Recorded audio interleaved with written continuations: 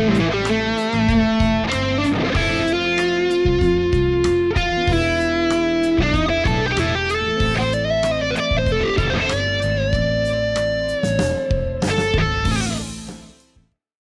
folks, so today I'm doing a video about caged in the blues. I did a video probably a year ago now about the cage system, which proved to be very popular, but this is specifically about how you use caged in a minor blues situation.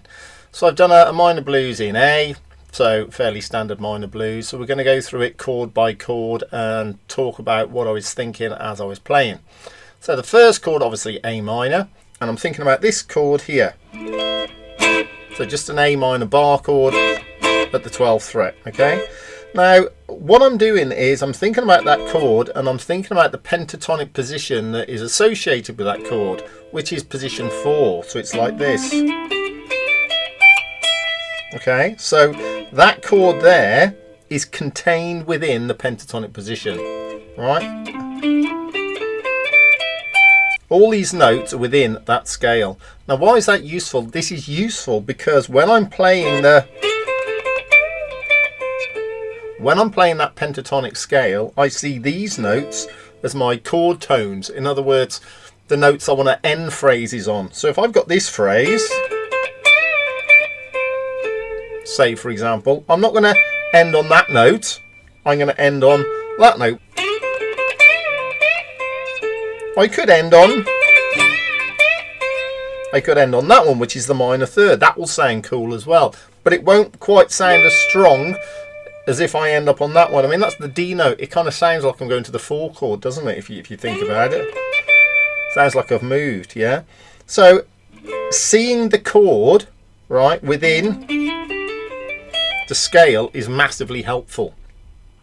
Now, when it goes from the A minor chord to the D minor chord, what I'm seeing then is this D minor chord here, and I'm thinking position 1 of D minor pentatonic. I could stay in A minor pentatonic, right, but I could shift to D minor pentatonic. The difference with the D minor pentatonic is the D minor pentatonic has the minor third of the D chord in. The A minor pentatonic doesn't have it. It doesn't have that F note.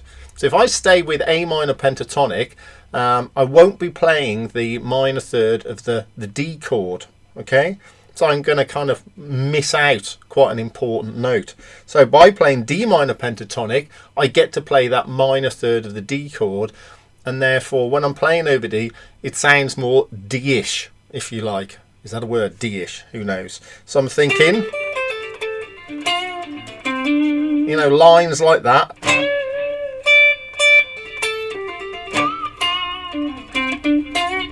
Right, but I'm seeing this D minor chord, and again, I'm seeing these chord tones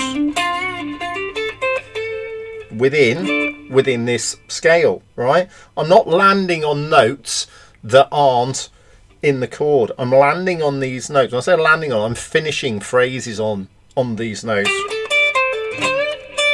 Yeah, I'm not finishing phrases on the notes that aren't in the chord. I'm finishing the phrases on notes that are in the chord, which makes my lines sound strong. So that's what I'm thinking over the D minor chord to start off with. Then it goes back to A, so I could go back here, or I could think A minor position 3. I could stay here, and I could think A minor in position 3 or in position 4. You know, obviously it doesn't matter. Now, if I'm thinking A minor in position 3, you might think, well, where's the A minor chord gone? I'm actually seeing an A minor arpeggio there, so I'm seeing this shape. Okay, I'm seeing that. So that's kind of what's going through my head when I'm in that position. Right, now when it comes to the F chord, now remember a minor blues doesn't go A minor, D minor, A minor, then E minor, right? Hopefully you've watched some of my minor blues videos. When it goes when you think it's going to the E minor chord, it's not going to an E minor chord, because an E minor chord is not very strong. It doesn't pull us back to the 1 chord at all. We need to put a dominant 7th chord in there, so we need to put an E7, and we tend to put an F7 before the E7 to pull down to it. So we get that still got the blues, yeah. So that F7, E7, and then back to A minor. So I'm following the F7 by thinking of the F7 chord.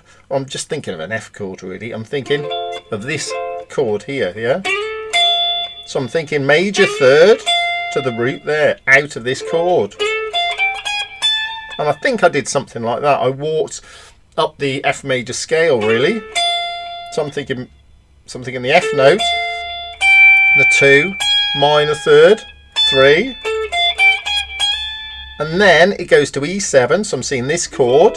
So I'm walking back down. Alright, so that's how I'm covering the F7 chord and the E7 chord, like. And then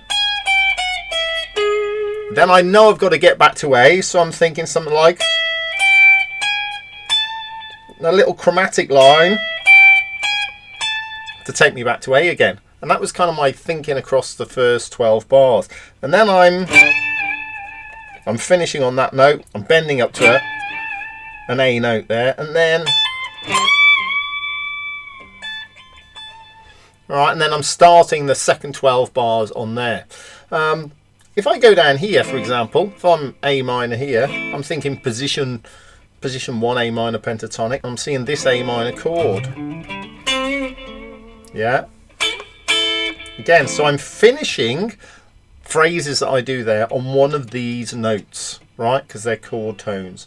So this is where CAGED is helping me, okay? Because it's about kind of like following chord shapes. So I'm seeing this A minor chord here, and I'm following these notes. I'm making them my chord tones and linking them with the relevant pentatonic position.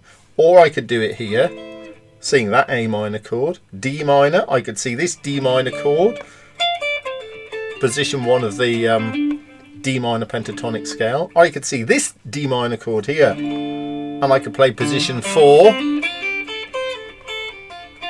of the D minor pentatonic scale. So we could think of any minor chord and kind of fit it with this CAGED system and think about a pentatonic position that's associated with it. So let's take this D minor chord here.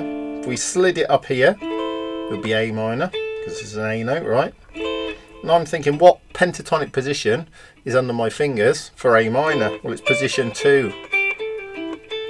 Okay, so I'm seeing this chord within this scale, right? And also I'm seeing that as the root note there.